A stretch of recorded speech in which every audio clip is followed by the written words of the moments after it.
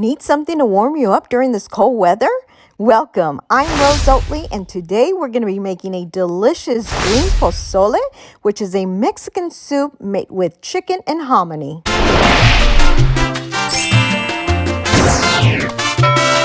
To start, you'll need one whole chicken. Now, I don't know about you guys, but I love having plenty of leftovers the next day. And sometimes I wind up with small chickens, so I'm going to be using 2 today, but you really only need 1 chicken. Before cooking, rinse your chicken thoroughly and remove any giblets if it has any. If you wind up with giblets, you can throw these away. You don't need them. As always, when you're dealing with poultry, make sure you sanitize your area. Place your chicken in a large pot and fill with water. You want to cut half of an onion and add it to your pot. All ingredients and measurements will be posted in the description below. To cook your chicken, start at a medium-high heat and adjust your heat to medium as needed. It takes approximately 45 minutes to cook. While your chicken is cooking, you want to roast 3 to 4 Poblano peppers. This is what they look like. Now, I usually like to place them on a cookie sheet pan lined with foil paper. Then I put them in my oven to bake at 400 degrees for 18 to 20 minutes or until they're nice and tender. Keep an eye on your chicken. Sometimes you get foam at the top, which is pretty normal. Just take a spoon and remove it. Your next ingredient is tomatillos. These are similar to green tomatoes but are slightly different, and they also come with a shell that we're going to be removing in just a bit. I usually like to get 10 because they do vary in size. Sometimes I get really small ones. Now, if you get a pretty good size, you could get away with 7. Okay, so you want to make sure you remove the shell or the casing. That goes in the trash. Now, when you remove the casing, you're going to notice that they're a little tacky, which is pretty normal. We're going to rinse all of these off. Rinse and place your 10 tomatillos in a pot. Add 2 serrano peppers, half of an onion, and 5 garlic cloves. Fill your pot with water.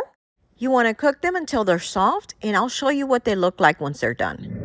Before shredding, I recommend that you cook your chicken until it's slightly pink. The reason for this is because once we add it back in the pot, it's going to continue to cook with some other ingredients, and you don't want to overcook your chicken. All right, so I usually like to put a cutting board on my sink and shred it here. That way, when the drippings fall, they fall in the sink and not all over my counter.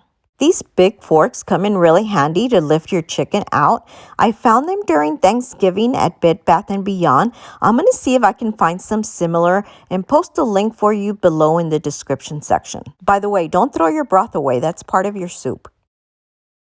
All right, so now you want to go ahead and remove the skin. That's going to go into the trash. And then just start shredding your chicken and adding it back into the pot. Let me show you real quick how much chicken I got out of the 2. My peppers are out of the oven. I'm just letting them cool off, but I wanted to show you real quick what they look like when they're ready. Once you see them kind of blistered like this is exactly what you want. They're going to also be very soft and tender. Over on this side, my tomatillos are also ready. I wanted to show you real quick what those look like. If you notice, they've turned a different color. When I pierce them, they're kind of soft and almost mushy.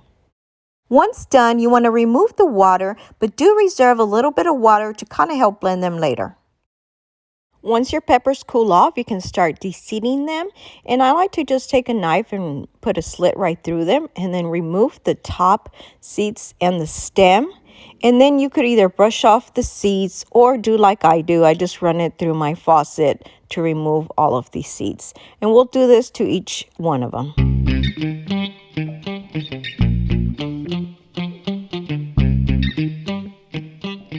Now that I rinsed my seeds off, I'm going to add these to the blender. We also want to add the rest of the veggies we boiled, the 10 tomatillos, the onion, the 5 garlic cloves, and the 2 serrano peppers. Just make sure to remove the stem from the serrano pepper before adding it in there. Add the water you reserved to help it blend. I'm also going to need cilantro, so let me go ahead and get this ready.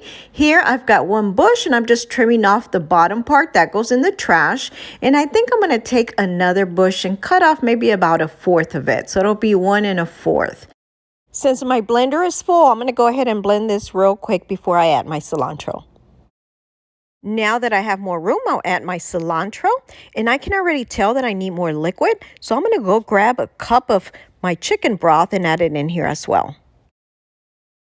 We're going to crush and blend, but oops, let's add our spices. All right, so we want to add 1 tablespoon of Mexican oregano. If you don't have the Mexican oregano, you can do regular oregano, it's fine. Also 1 tablespoon of cumin. You want to crush and blend for a few minutes and then set aside. You're also going to need white hominy. I like to use this 108-ounce can. It's perfect for my big pot, but if you prefer, you could use 3 of the smaller cans. This one is probably equivalent to about 4 cans. Place in a colander and rinse well. Then add it all to your soup. All right, let's go ahead and turn our stove back on. Then we're going to add all the ingredients we blended. You could do it either 2 ways. You could just pour all the green stuff in your soup, or you could grab yourself a colander and pour it in there just to kind of smooth it out a little bit. I've done it both ways, and both ways will work, but I'm going to go ahead and just try and smooth it out a little bit. And usually I like to kind of use a spoon to kind of help push it down a bit.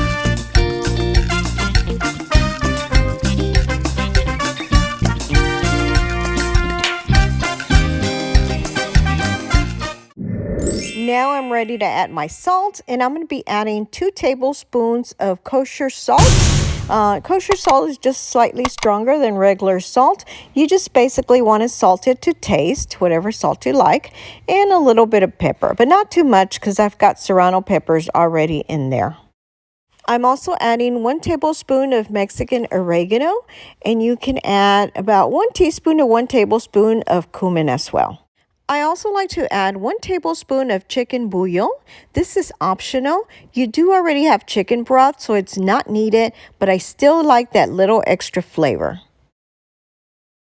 Let's give this a quick mix, and then we're going to continue cooking for another 20 to 30 minutes. Our pozole is ready, smelling so good. Now let me show you what toppings you can use. I like to start with a little bit of shredded cabbage, a few chopped onions, sliced radish.